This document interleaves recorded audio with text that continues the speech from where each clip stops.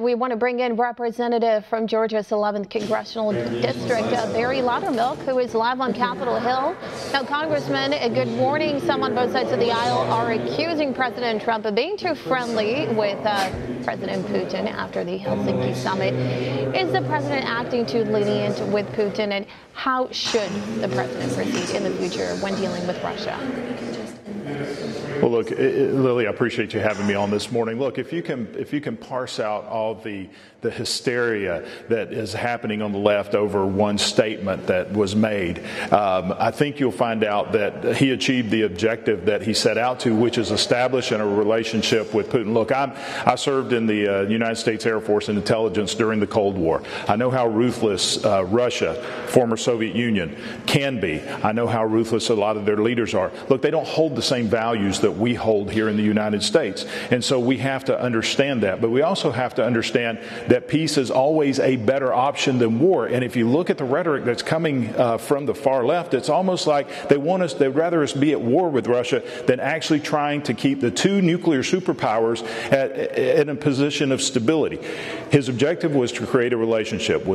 He never said he would walk out of there with any agreements. And yet we focus on one statement, which, if you look at the actions of President Trump leading up to this summit, the sanctions that we've placed on Russia, the attacks on Syria that actually cost Russians lives, trying to force our NATO allies to actually come to the table and spend more in defense against Russia, all of his actions, including numerous times stating the Russians did interfere in our elections. He knows that. But instead, it's almost like the other side is just, instead of coming to the table and working on these important issues like national security, like border security, they're just in the wings waiting for one little thing to jump on.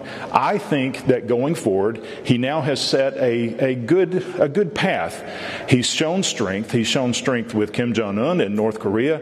He's shown strength with Russia with the actions that he took at the NATO summit just prior to going. And I think he walks into a position of power and strong negotiation. I think that's right, Congressman, and it's something that he reiterated at that summit next to Putin, saying that he prefers to have dialogue instead of war, and it seems like it's something that we're finally having some progress on. Well, on Tuesday, the president said that he misspoke at the summit, and he accepts that U.S. intelligence finding concerned of Russian meddling in our election. So what do you think prompted this clarification from the president? Well, I think it was just the outrage and the calls of treason, which was absurd. Even if he had said those things, if you look, most of what he said was just actual truth, which was, our intelligence said, which we do have proof, that it was the Russians meddling in our election, and Putin said he didn't. Those are facts.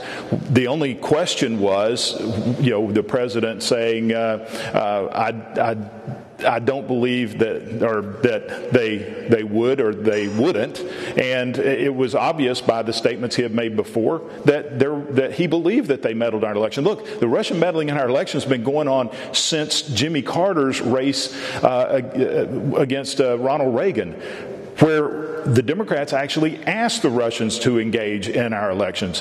One thing that people are ignoring is the fact that in 2016, President Obama was notified that the Russians were attempting to hack servers. They were trying to get into state election systems. Our cybersecurity warfare specialist wrote up a plan to counter that, and they were told to stand down by President Obama to allow the Russians to come in. This is what we should be talking about, is our posturing, not one statement that was made. And hey, I commend the president for standing up and saying, look, I made a mistake.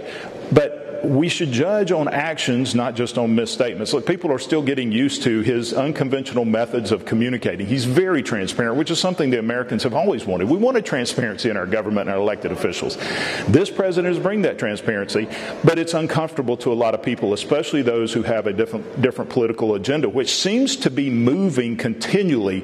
If you look at the statements and the rhetoric of the left just from a few years ago, it's the exact opposite of what we're hearing today. Want to see more videos like this? Click on the link below and subscribe to One America News on YouTube, and call your cable provider and kindly demand that One America News is added to your lineup. Call and subscribe today.